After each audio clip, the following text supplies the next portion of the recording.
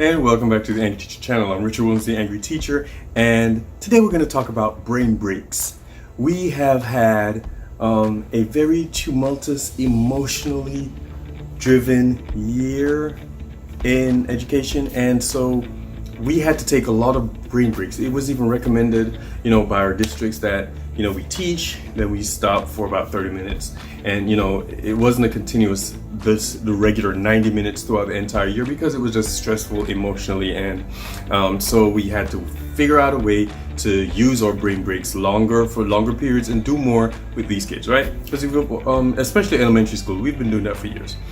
With that said, here are three, and it's a very short video because there are three simple categories for the brain breaks that you can use. And there's some things that you can literally put, as a formal part of your lesson, or some you can just throw in there when you feel like it. Let's get into it. Movement breaks, number one. Now, obviously, as the name implies, the kids are going to be moving. So you have to mentally prepare yourself for that if you're not that kind of a person. And if you have visitors coming into the building, you need to let them know that, or coming into your classroom, well, the kids are moving because. But in any case, here it is. Movement breaks. You can randomly do it, especially like I said, elementary school teachers do it all the time. Everybody jump around, or you move around, or you go outside and you do this, and you can liberally move around the classroom. Number two, as the assignment could ask for them to move. So they're moving around from one place to the next, like stations, or when you have the different groups and whatever, gallery walks, they're moving around the room or moving around the building. Scavenger hunts could be something else that allows them, even though they're working, it's still a break from the sitting in the seats, looking at each other in the same cold or warm room.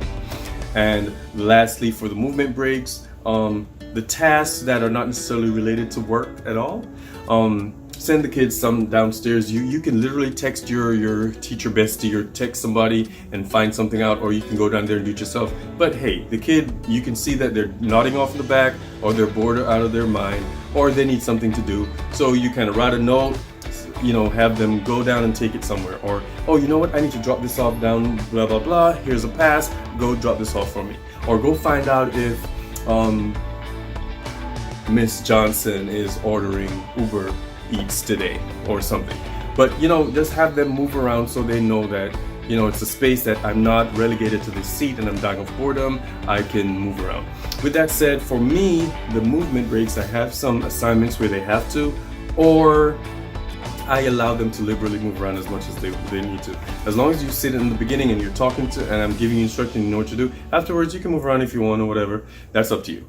And then I do have assignments where they don't necessarily, I have tasks where it's not necessarily assigned, it's not a part of the assignment. So they move around the building, they go to different teachers for me, or, my neighboring teacher, she has scavenger hunts in the building. I have them go interview in different people in the building. So it's movement breaks are good because. Number two, the second category for brain breaks, super silly breaks.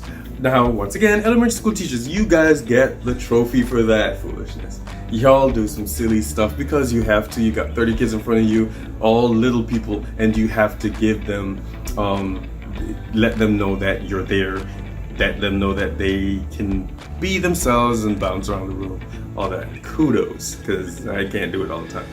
With that said, here's some things that, upper levels can do.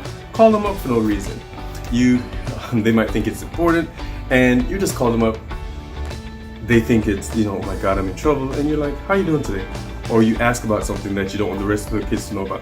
I take my kids outside a lot, so I'm moving, they're moving outside, and so that's one of the things you could do. You can sit with them for no reason. I do that too. Just sit and hear their conversation, or just sit and talk to them about whatever. How was the game yesterday? Girl, I saw you do that thing with you threw the ball over the net when you should have caught it, and blah blah blah. Just have a conversation with them for no reason. Mess with them for no reason.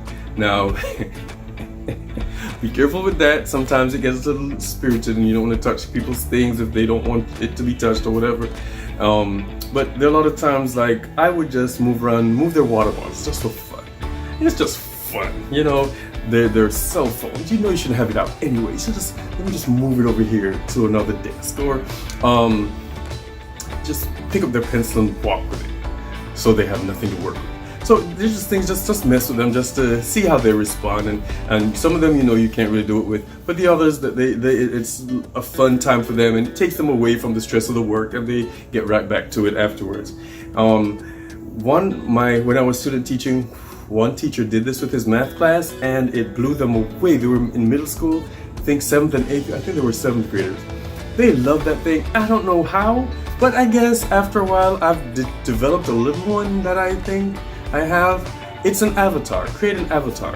He would stand after they've done all the work and he's taught his behind off and the kids have gotten it and they're working. He would just stand in front of the class and act like a complete character, somebody completely different from what they saw as a strict math teacher, and that tripped them out. They would, I would go like 2 days a week for a semester, and they were like every Thursday they just wanted to see it. And they're, Mr. Holmes, look at Mr. X. He's gonna show us how this character. I'm like, okay, and he showed the character. I'm like, okay, but they loved it, right? Every now and then, you know, I get my British accent out there. I do some other little simple stuff. You know, it's silly, and it takes them away from their norm. So every now and then, try to throw that in there, okay? And the last one, another coworker of mine, she does this well. And especially last year and the year prior to that, she had become, I guess, an expert in the building at doing this. And so it's calming breaks. Now we've done the bouncing around, we've done the movement, we've done all that stuff. Now we're just doing some calming breaks. There's meditation. She used to do that a lot, or she does that a lot. They would just stop for a minute, clear everything out of your head. We're just listening to this calming music or these expressions, and we're just gonna be quiet and take a break from everything. Music allows that as well. I play music in my class. I do the classical music. They hated it first, but then after a while they stopped complaining and just let it play. Smooth jazz.